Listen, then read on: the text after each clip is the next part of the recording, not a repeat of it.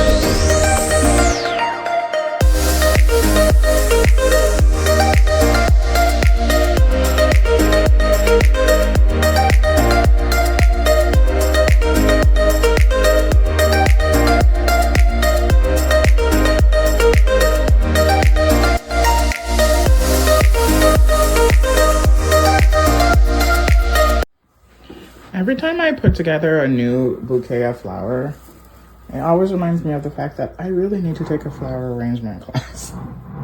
But yeah, this is my bouquet of flowers for this week. I really like it. But I know it's not like as pretty as I want it to be. I love the colors. I wouldn't change the flowers in it itself, but I just don't know if I like arranged them correctly. Okay, this is the second arrangement. I made it with like the leftover flowers, greenery, and leftover baby's breath. I know if I knew what I was doing, I could make this really kill, really slap, but I don't know what I'm doing, and this is the best that I could do. Oh, anyways.